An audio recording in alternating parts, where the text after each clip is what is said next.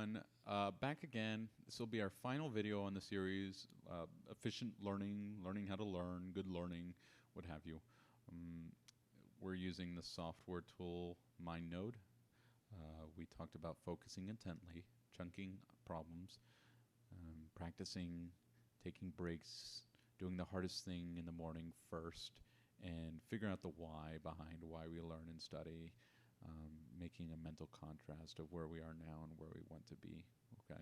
Finally, so we're going to talk about the day. This is what this branch is titled. Let's focus. Okay, perfect. And so let's go ahead and see what we have here. The day is positive mood and performance. Positive mood performance climbs in the morning hours until it reaches an optimal emotional point around midday. Okay. Then good mood quickly plummets and stays low throughout the afternoon, only to rise again in the early evening. So I guess they have this, there's this circadian sort of, if you're familiar with the word circadian, it's just sort of like diurnal phases of the day that regulate arousal and drowsiness and things like that. And, humans, of course, we awake during sunlight and we sleep during night, ideally. And so what this is saying is that there is a circadian rhythm to our productivity. Wow. And so it seems like we're more productive in the mornings. It goes around down during the 2, 3 p.m. slump, and then it climbs steadily for the early evening. Okay. And that definitely applies to me. I'm pretty much a night owl, more so than a morning person. I can be, I can, like a lot of people, you can force yourself to do surprising things. But I'm more of a night person. So let's see what we have here. 2 performance types. Analytic work, tasks requiring vigilance, sharpness, and focus.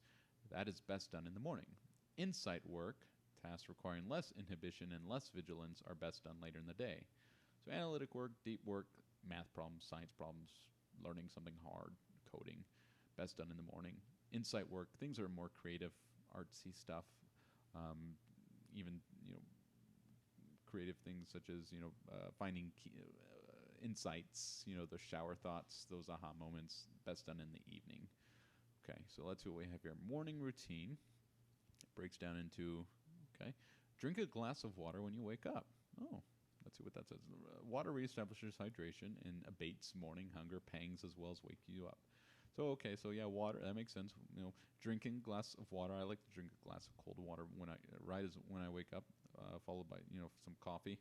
And I try to fast in the morning because if I have too heavy of a breakfast, especially high in carbs, that'll sort of make me a bit drowsy. And I want to really maximize that morning productivity by just having a cup of water and some coffee and just fasting until around 2, 3 p.m.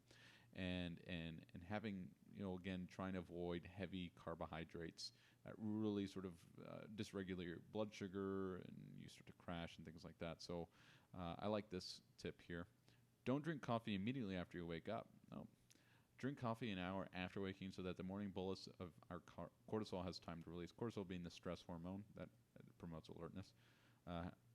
For an afternoon boost, strive for 4 p.m. when cortisol levels dip again. Okay, so I get this is saying immediately. Oh, I want to turn off my night shift here. Sorry, guys. Okay, immediately after waking up, don't drink that coffee.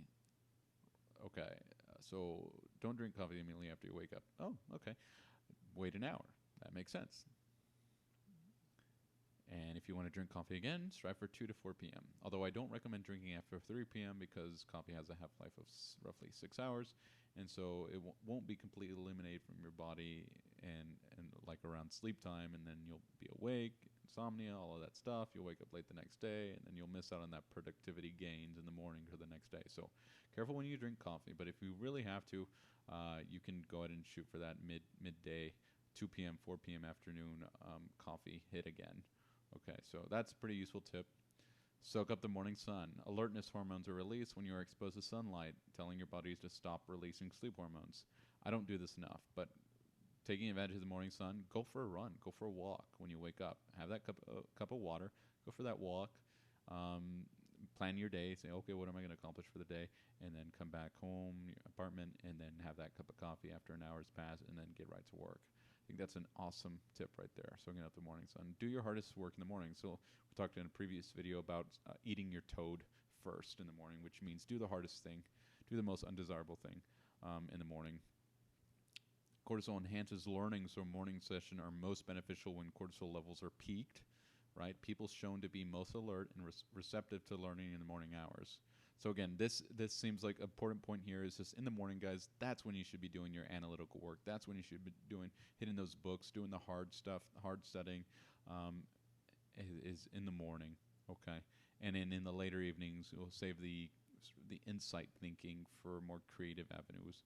Guide to napping. All right. I know we all like naps. See, naps confer 3 benefits. They increase our ability to retain information and increase our short-term memory and associative memory while increasing our readiness to enter flow. Awesome. So this is just detailing the 3 benefits of napping. Oh, surprise, there's more here. Perfect. You can see where my priorities were. Really like naps, so I have a lot of tips for naps. Let's see what we have. Find your afternoon trough time when you're feeling low.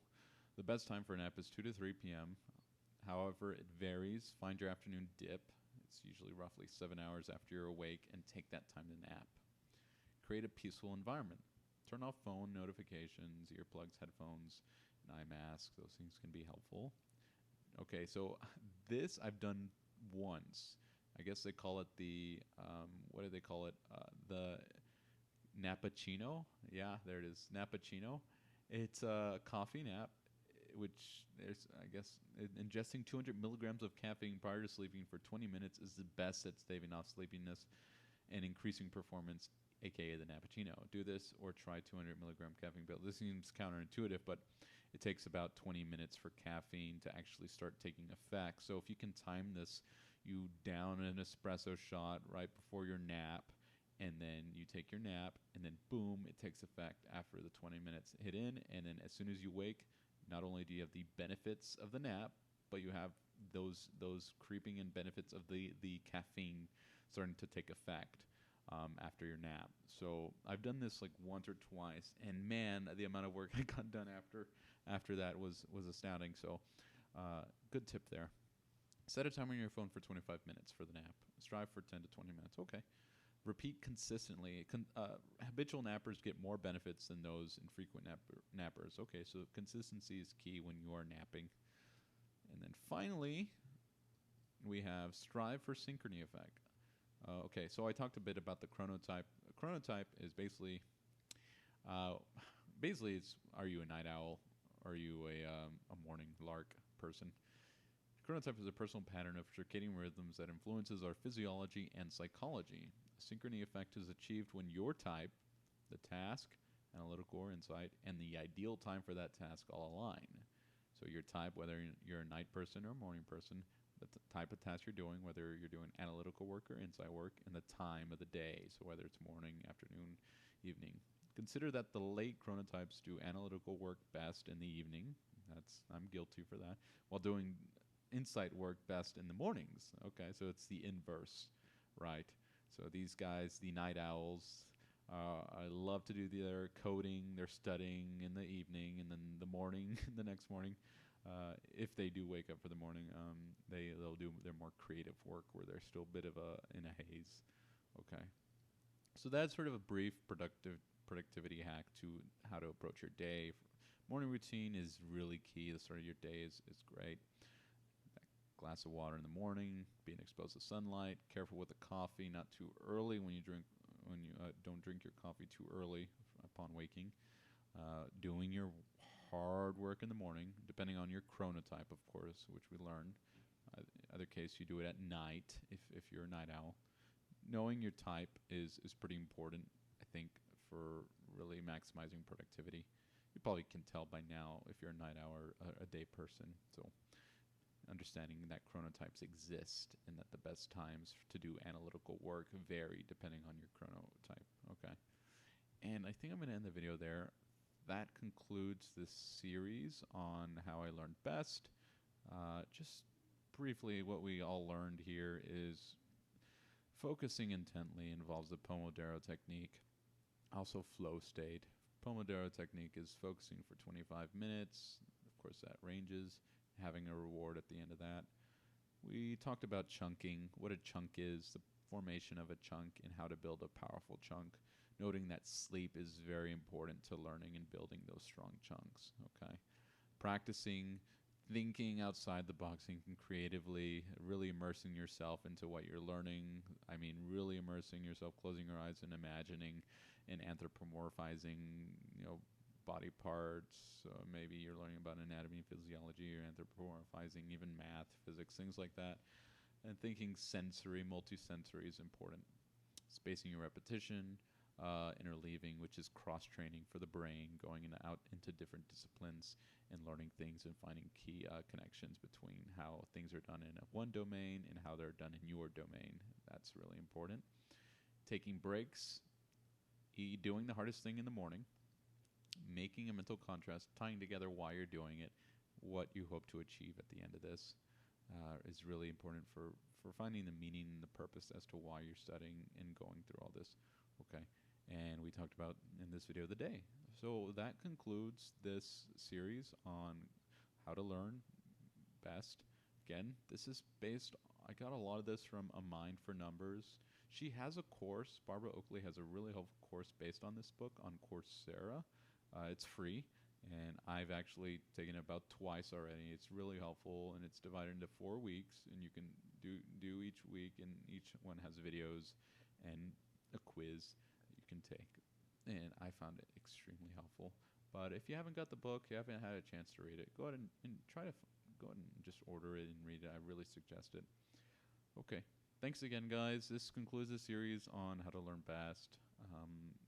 I'm going to be having neuroscience videos coming up in the near future, so be sure to check into that. And hopefully, if this gets enough views or enough people like this, I'll continue doing. I have plenty of MindNodes about things.